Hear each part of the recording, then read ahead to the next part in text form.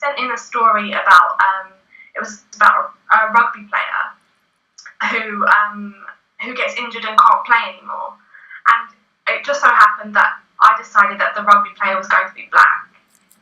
And one of the first points of feedback I got on that script was the rugby player doesn't read as black. Welcome back, guys, to another episode of Talking with Aleesha, a place where I celebrate women in their authentic form.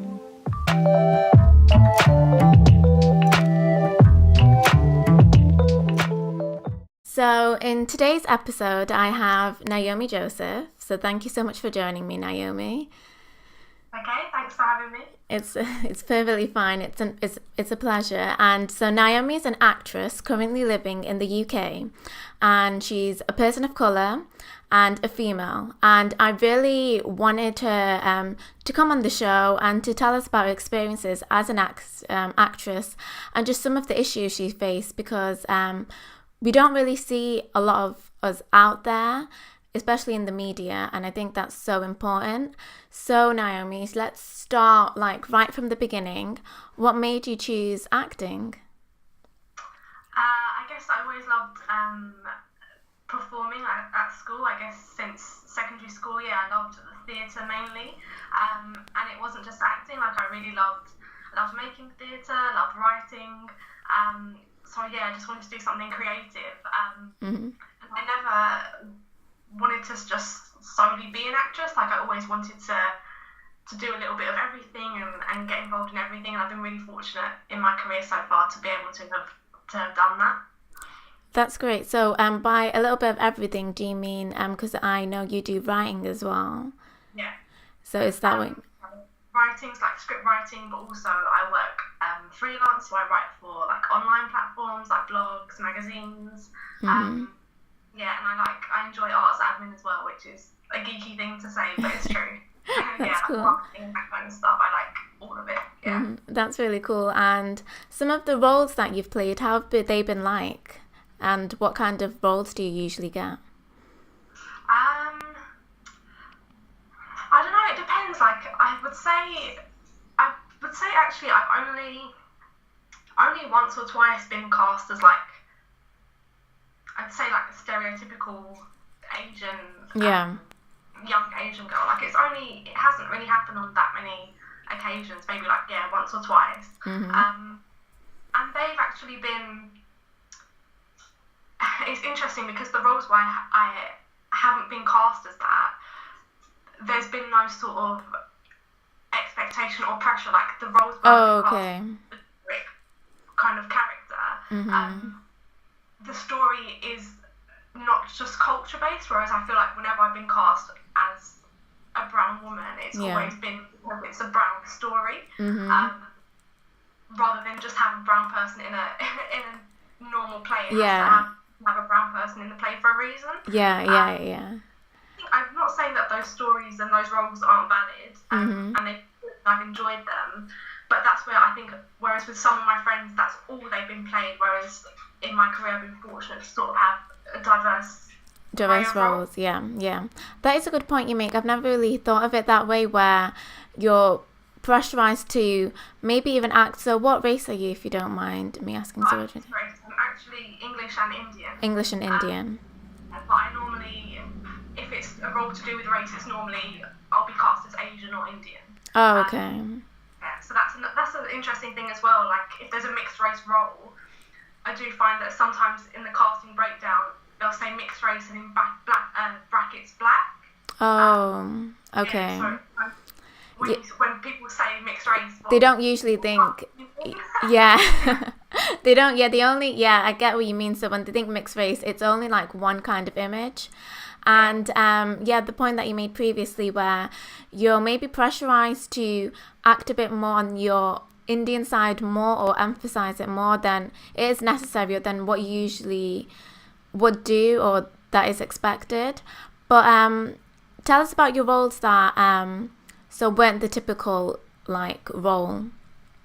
That weren't the typical role. Yeah, that weren't the typical role. Okay, so I guess one of my first ones, this was 2014, I was in the Tri-School Theatre's Young Company, and I played a character called Carla in a show called The Kilburn Passion, And the character was just, she was lonely and she was kind of nerdy and she was constantly trying to make friends, and there was just never any question, like there was no expectation for me to put on some sort of accent. There was no, the costume was not, I didn't have to wear anything stereotypically Asian, like that.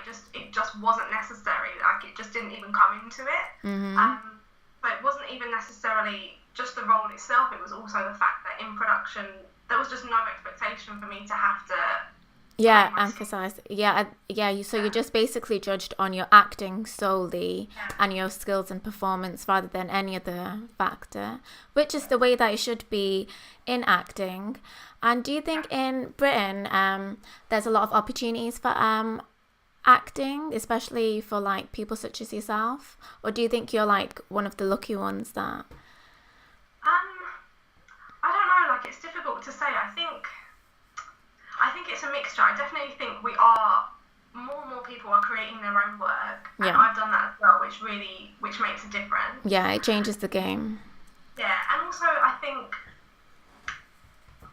theatre potentially is maybe more awake to that change, and I feel like film and TV we still have a little way to catch up. Okay. So it's a different dynamic in there, do you think, than TV and film?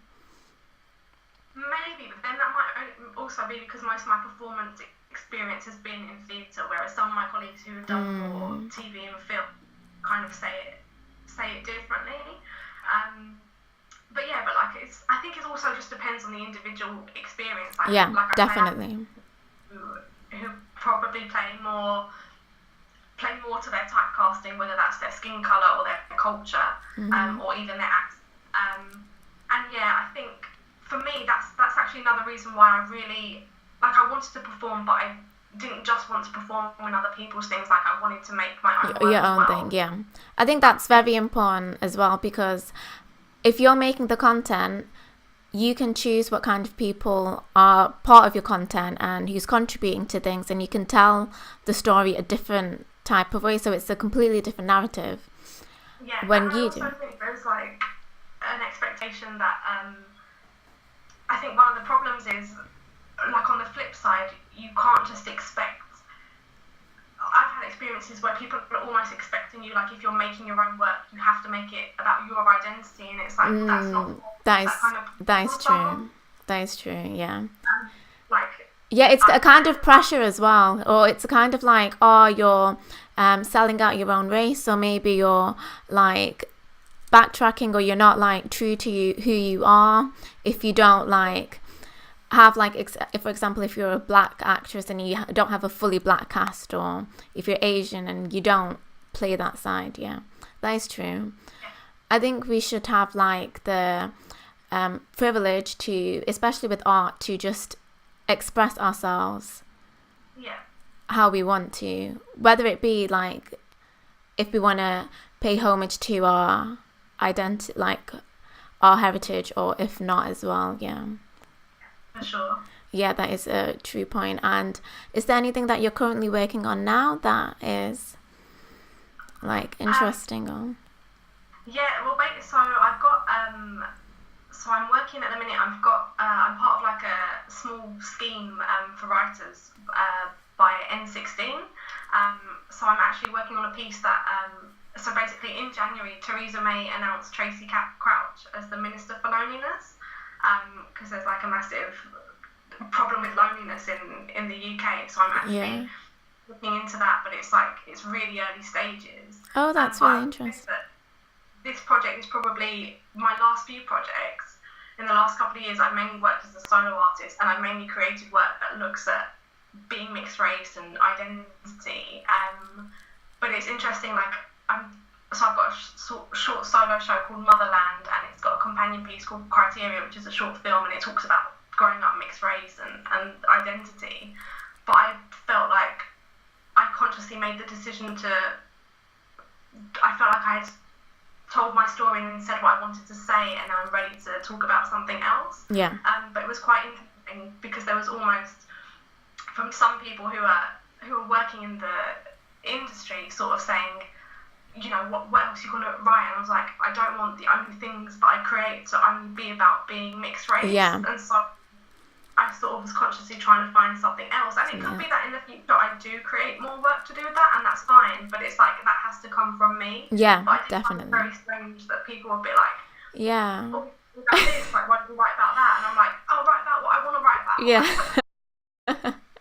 That is so true. Yeah, people have that, as I said before, that expectation that, especially because I feel like we don't see a lot of like, especially Indian and white mixed race stories or any other kind of like story. So I feel like people expect it, but it shouldn't be that way. If someone's like, for example, I know there is an abundance of white people in the industry, but you don't have the same expectations for them. They could literally write a story of anything that they want to, and it's perfectly normal. So I think it's amazing that you want to grow, you want to push yourself, and you want to push your art as well into different like boundaries and different areas as well.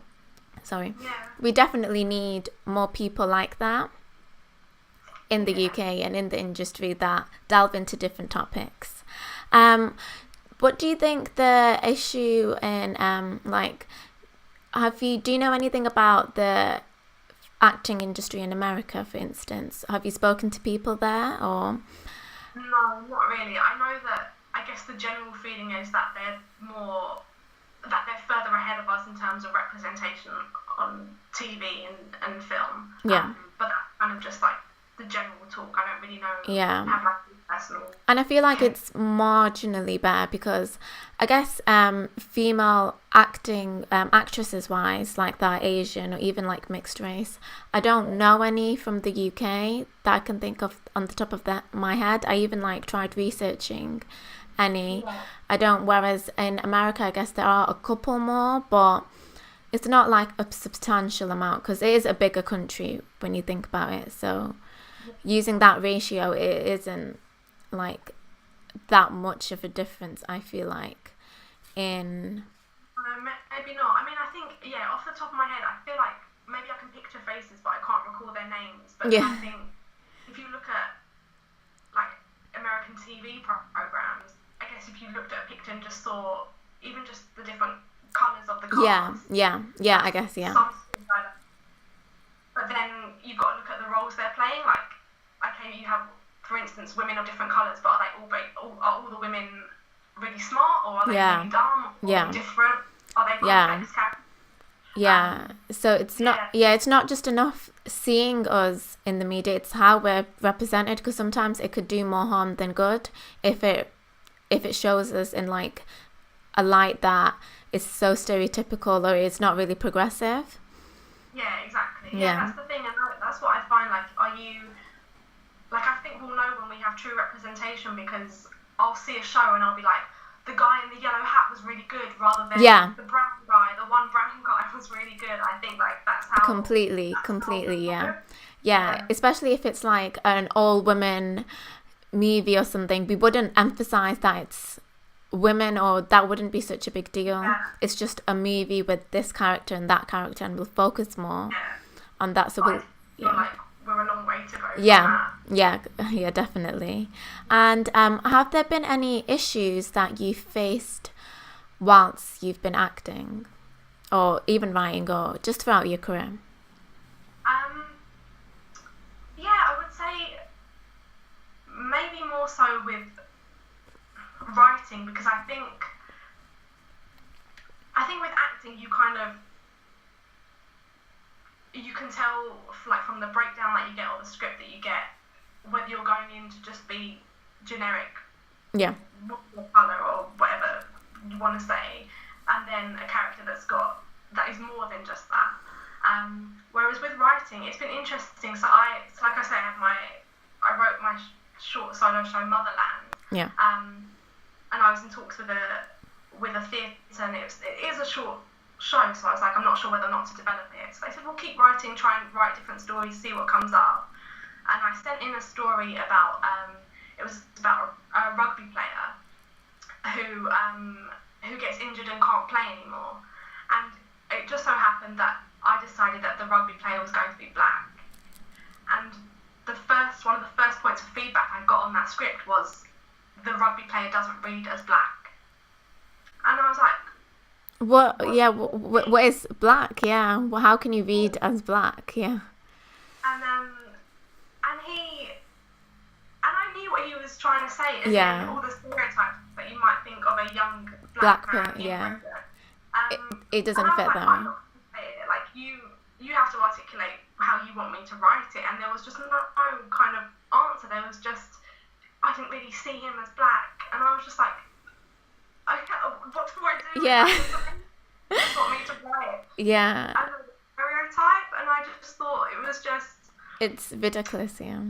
Yeah, and that's the thing. I think when it comes to, it's one thing making your own work and getting it off the ground yourself, but if you have people who are in institutions who are the readers of your script, who are reading it through a white male middle class lens, unless you specifically, I don't know, write in an accent or make culture references, then they wouldn't see other characters as anything else. Yeah.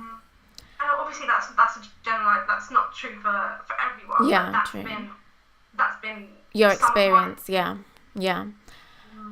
That is terrible. But I'm not really that surprised. I would expect that it's sad. It's the sad reality. I'm not that surprised. You would expect, like, especially because what we see in the media, a brown person, a black person, or any sort of person of color can't be just them. They can't just live a normal life. They have to be part of like a gang or doing this or doing that or perceived in a certain type of way. They can't just be. Yeah. And have you faced any issues like being a female, or do you just see any issues that females go through in the industry? Yeah, I think it's a tricky one. I mean, I think being a female, it just comes with all these other kinds of pressures on expectation of how you should look and how you should be, and definitely.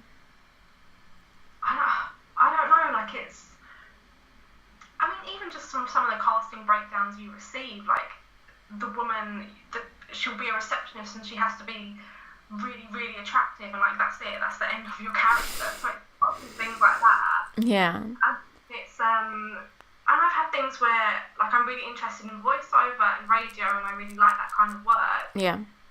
Things like that. It's sort of, we need a voiceover for this character. Can you please send a full profile picture? Yeah, and it's not relevant. Yeah. And it's just things like that. Like I think that needs to be regulated more. And definitely, yeah. There should be like more people looking into it, and the things that people can get away with it.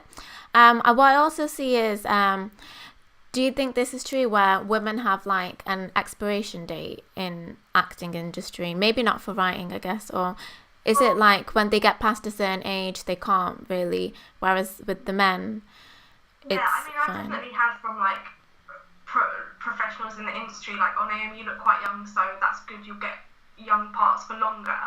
And that's been like a leading, like, that's been a start point in the conversation. Like that's they don't see anything wrong with what they're saying. There shouldn't be that issue in the first place. And I've had it was interesting, like I overheard a conversation between an agent and a potential client, and the agent was sort of saying, I guess, it's part of their job to sort of work out your casting, but almost very brutally sort of saying, no, I'd cast you more in the 30, 35-year-olds, I'm not really sure what you'll get. And that's that kind of conversation. And I'm like, that's ridiculous, but for so long that's been the nature of the industry. Yeah. I think that's also another reason why I've had a lot of friends who have started out as, yes, I want to be an actress, then sort of decided that the industry maybe we're not always so good at taking care of ourselves and taking care of our own, so they're going out and making the work that they want to create on their own terms. Mm-hmm. And I think that was one of my reasons, because I felt like when I started sort of really trying to take performing seriously, back when I was like 19, 20, and if you don't know anything about the industry, and if you don't have, at the time I didn't have like so many contacts to kind of go to and talk things through with, it can be really scary and really off-putting as a young woman to sort of, you have to judge whether what they're asking you from an audition, if that's right or wrong.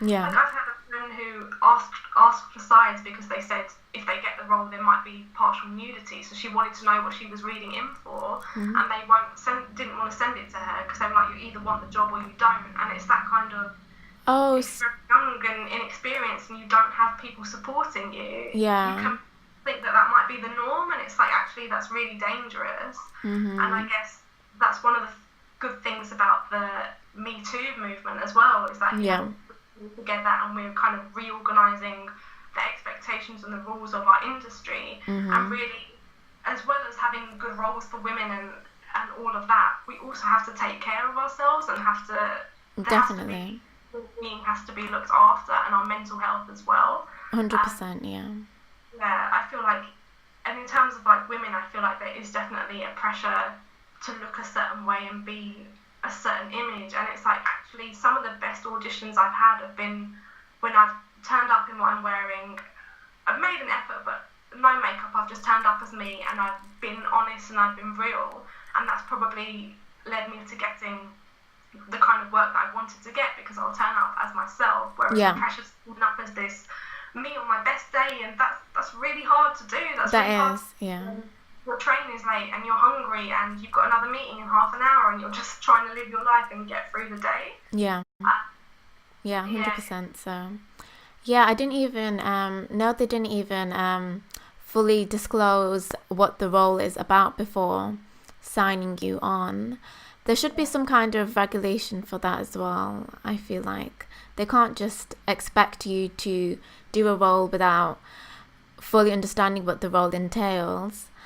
And I can imagine the experience. I can imagine people being really harsh and upfront and forward about your looks just because it's acting and they feel like they can, when that isn't the case. When it is true that for some roles you do have to look a certain way, but I don't feel like that should be the end all. I truly feel like it should be a lot more lenient with who they cast in what kind of role. It shouldn't really matter to an extent what you look, and it should matter more about your performance and how well you play it out or how well you fit into the role, because some people, for some roles, I feel like they can just click and there's more chemistry. So I feel like that there needs to be more emphasis on that sort of thing. What I really loved was one article that you wrote, and it really spoke to me as well, even though I'm not an actress. It was about having a balance between doing like a job and aspiring for your dreams, and I feel like that can be applied to so many different types of people, and that just because you're doing something you enjoy doesn't mean that you can't take a full-time job at the end of it. Would you like to explain more of that? Because I actually loved that article a lot. Oh, thank you. Yeah, it was funny. I wanted to write something like that for a really long time, and everything basically in the article, it's like you said, it's about having a day job and going after your dreams and trying to balance work life and your aspirations as well. So for the past year or so, I was working for a digital marketing agency. So that was mainly 4 days a week, and whilst I was working there, I was writing, I was making a short film, I was performing, I was auditioning, and it felt sometimes quite lonely, and I felt like I was missing out. And there'd be times when at lunch break I'd check Twitter and so-and-so's got a casting call for tomorrow, but I won't get the time off in time, and it was that kind of, and actually, the more I opened up about it with friends who were in the industry and outside of it, the more people were either saying, oh, I'm in the same boat, or actually, I couldn't do that. How do you do that? How do you balance it? And there's a playwright called Hannah Khalil, and she wrote basically about, she's a successful playwright, she's a great writer, but she also has a day job.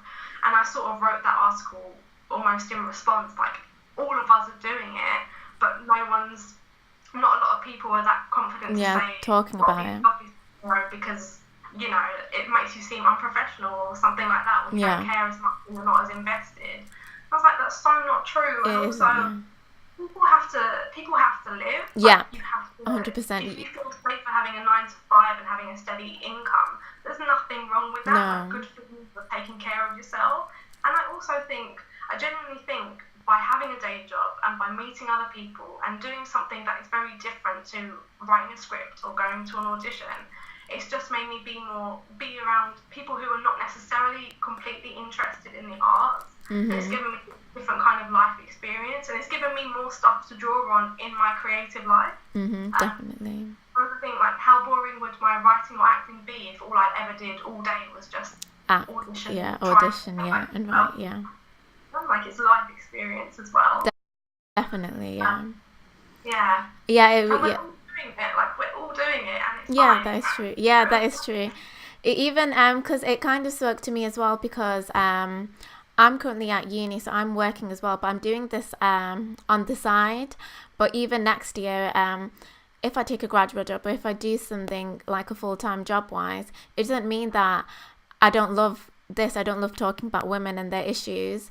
It doesn't diminish that fact, but it's basically that's how life works, and it's not necessarily a negative that you're doing that as well, because what you need to do to get through, or you have to do it. So that's why. And I really loved the point where you made, where if you're not writing every day, you're not fully committed, or if you're not doing it every single day, that doesn't mean that you're committed. And it's just this fake image, I guess, that people have, that if you see someone that's successful in the field that you want to be in, you feel like they're probably doing it every single day.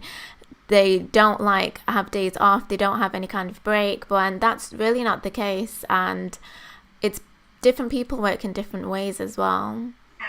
Yeah, and I definitely feel like when I hear stories like that, I'm so much more interested in people's struggles than their successes. Yeah. Because, I want to hear about that time where you had to miss a deadline because it was that, or get a good night's sleep or something like that. Like, I'd rather know it's not just me. I'd rather know I'm not doing it. Like, we're all doing it as well. And it doesn't, like, the opportunities you get, they will come through for you if you persevere, but if you persevere in the way that you know that you can handle. Because on the flip side of that, I don't think anything is worth sacrificing your physical or mental health. Yeah. And I've had friends who have said, I haven't been able to afford to eat properly this week because I've been waiting on auditions or something like that. And I'm like, there is no shame in saying, I need to earn a living for a bit. Like, I need to go to a job. Like, that's 100%. Yeah. And I just think this idea of, like, the struggling artist, it's just so dangerous. I really do think it's dangerous. And it's so easy, like, to look to celebrities who are on a chat show, and in like a 30-second soundbite they said, I struggled, I did night shift, but then I wrote in the day, or whatever it might be. It's so easy to say that and think that was so easy and so quick to do. Yeah. But actually, when you're living it and when you're going through it, you really have to take care of yourself. Yeah, 100%, because if you don't, especially your mental health, your physical health, it'll literally affect you down the line. And it'll just be like a downward spiral where you can't cope. You'd come to that breaking point, and it's definitely best to avoid it and take care of yourself earlier on. And so what advice would you give to anyone, especially female or like mixed race, person of colour, who's aspiring to be an actress in Britain? Oh, that's a big question. I don't know. I would say, that's a difficult one. I mean, aside from the practical advice in terms of just being a creative generally, like, as much as you can, and finding out what you like and don't like, and trying different creative opportunities, I would say try and create your own work as well. Create a platform for yourself. If you don't see the kind of work that you would like to be a part of, try and meet like-minded people and create that for yourself. And I would also say, on the flip side of that, don't like if you're a mixed race and you want to be a writer, but you don't feel comfortable talking about your experience as a mixed race person, that's okay. Like you shouldn't have to feel forced into something that but yeah, you shouldn't have to feel forced into writing something that you're not comfortable with. Like you have to be comfortable with it in your personal life before you can publicize and turn it into something. And that's, I think probably that's like, take care of yourself. Like don't put out anything out there because you think that that's what's in, or that's what's current, or that's what will make us closer to representation or diversity. Like you really have to, it's really difficult to not feel like you owe it to other people like you, or might share your experiences, but you also have to understand that you're an individual too, and you don't have to share what you're not comfortable with. And I think that's probably the main thing that I would say. Yeah, that's great. That's amazing advice. And is there anything that you would like to add before we end? I don't know. I feel like there's such big topics that it's almost like there's always... Yeah, there's so much to talk about, but it's like it's already been half an hour. It's so quickly as well. Time just flew by, and I feel like we just literally chipped the surface of all these different types of issues, because acting is a completely different world, and it's a world that I guess because you see someone on the screen, it's more focused on what you basically look like than other career fields. Even though there is discrimination, in different fields when you're entering a job, etc., based on if you're female. But I think with acting, it's just so face on, and with acting it's so important that we see people that look like us and that are different to what we usually see, because it does affect basically the whole population and how people perceive to themselves and all these like self-esteem issues and all of that. So it is such an important industry, I feel like, in our culture and in today's society. So thank you for being you. Thank you for just spreading such a good message, as well as doing your own thing. It's so refreshing and amazing to see. And thank you so much. No, thank you. Thanks for your time. Thank you.